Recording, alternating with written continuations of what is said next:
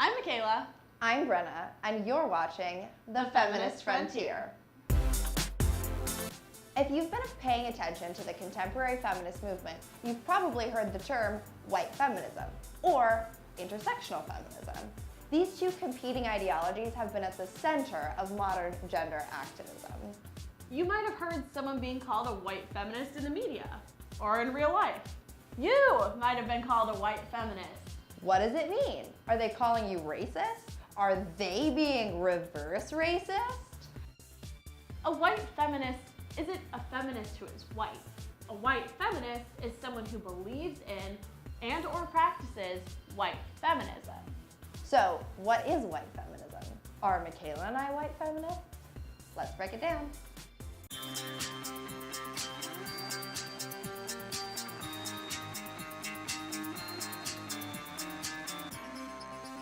White feminism is a type of activism that is solely concerned with empowering white women, particularly straight, white, upper middle class women, fighting towards equality amongst white women and white men.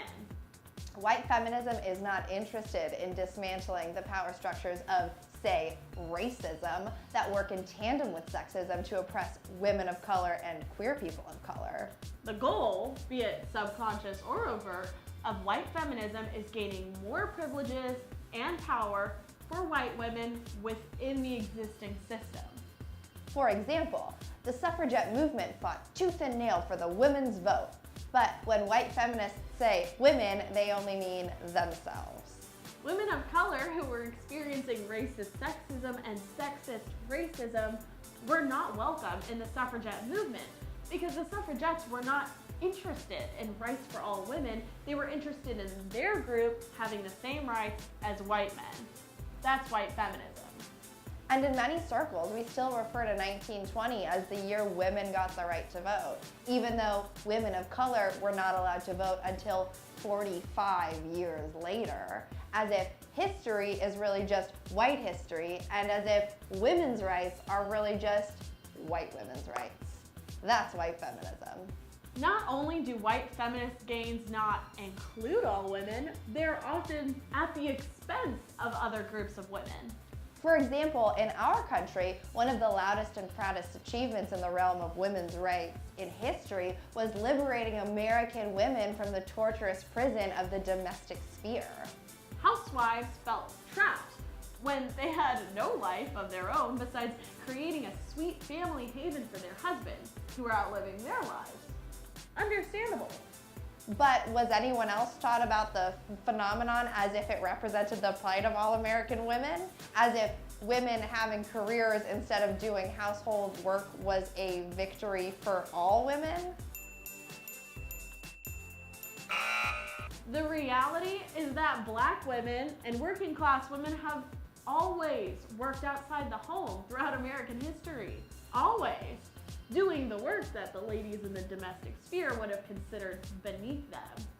Many women would have seen the ability to stay home and do laundry and keep up with the Joneses as a divine privilege and luxury. Women were not confined to the domestic sphere.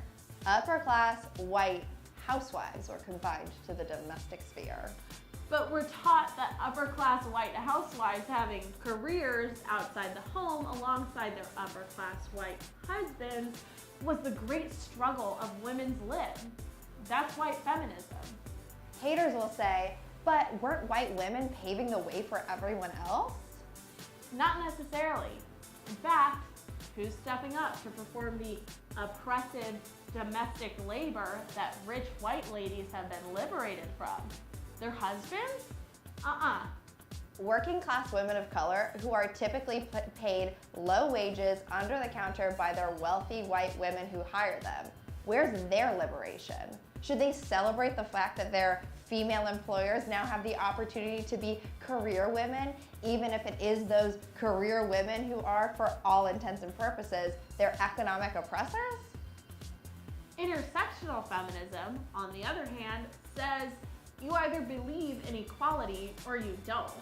You either believe that all human beings are of equal value and deserve basic rights, or you don't. Intersectionality is a term coined by Kimberly Crenshaw, who is trying to describe the experiences of Black women in America who, legally, were forced to choose. Were they victims of racism or victims of sexism? Even though clearly the lives of Black women were shaped by both of these forces together. Intersectional feminism recognizes that systems of oppression all work together, which makes being a racist feminist not just annoying, but counterproductive and nonsensical.